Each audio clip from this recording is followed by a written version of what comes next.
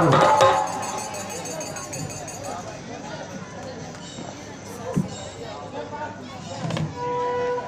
महाराज कहिए, आप तो जानते ही हो कि मेरे माता और पिता वृद्ध अवस्था की ओर आ चुके हैं और ये मैं देख रहा हूँ कि मेरे पिताश्री और माताजी बड़ी ही दुख और कष्ट में रहती हैं।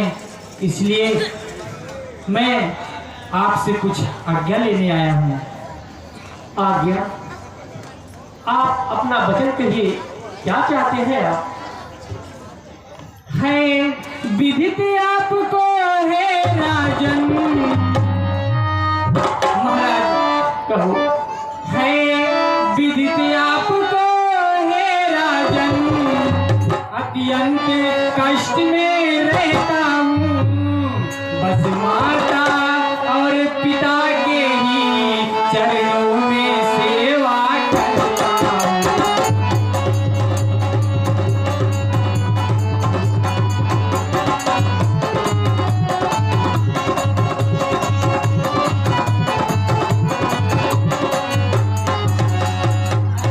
विदित आपको है राजन, मैं मात पिता का सेवा करता हूँ, बस उन्हीं के चरणों में मैं सदा ही सेवा करता हूँ।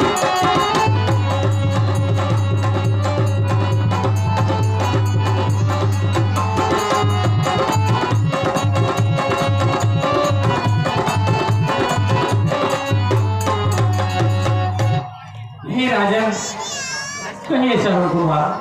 महाराज मैं आपके राज्य में रहता हूँ, इसलिए मैं आपकी प्रजा हुआ, इसलिए मैं बिना आपकी आज्ञा से कोई कार्य नहीं कर सकता। इसलिए महाराज मैं चाहता हूँ कि मैं अपने माता और पिता को चारों तीर्थ धाम की सैर कराऊं और उन्हें सैर करा के दर्शन करा के मैं अपने माता पिता के जीवन को कृतार्थ करूं।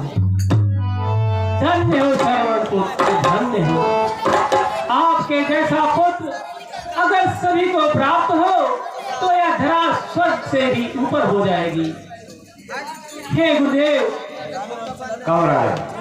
क्या हमें यह बता सकेंगे कि श्रवण के माता पिता अंधे कैसे हुए? अवश्य मैं बतलाऊंगा राजन, अवश्य बतलाऊंगा। राजन कहिए गुरुदेव।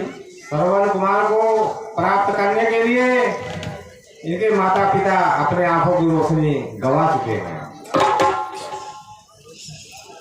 वह कैसे गुरुदेव?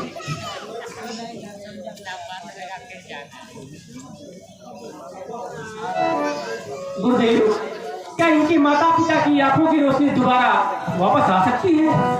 आ सकती है राजन, कैसे गुरुदेव? पर अत्यधिक कठिन है। पुत्र श्रवण, कहिए महाराज दशरथ। क्या आप चाहते हो कि आपके पिता और माता की आंखें दोबारा देखने के योग्य हो सके? महाराज यदि ऐसा हो जाए तो बहुत ही अति सुंदर रहेगा, परंतु इससे पहले मैं आपसे एक प्रश्न करना चाहता हूँ। क्या मेरे माता और पिता ने मुझे प्राप्त करने के लिए उनकी आंखों की ज्योति चली गई? हे पुत्र श्रवण, जैसा कि हमें गुरुदेव जी ने बताया है कि आपके माता और पिता शांतनु और दमयंती ने घोर तपस्या की, जिससे कि ब्रह्मा जी प्रकट हुए और उन्होंने उन्हें बताया कि आपके किस्मत में पुत्र की तो प्राप्ति ही नहीं है। तो आपके माता और पिता ने उनसे बहुत ज्यादा विनती की, तो उन्होंने एक उपाय बताया। कैसा उपाय बताया? उन्होंने बताया कि अगर आप पुत्र की ही प्राप्ति करना चाहते हो तो आपको आप दोनों दंपतियों को अपनी अपनी आंखें जो है न्यौछावर करनी होगी, जिससे कि आपको पुत्र की प्राप्ति होगी। मेरे माता पिता ने मुझे प्राप्त करने के लिए अपने दोनों नेत्रों के ज्योति को खो दिया। मैं कितना अभागा हूँ। हे माता पिता, मैं आपको प्रणाम करता हूँ। हे पिताश्री, मैं आपको भी प्रणाम करता हूँ। हे महाराज दशरथ, कहिए।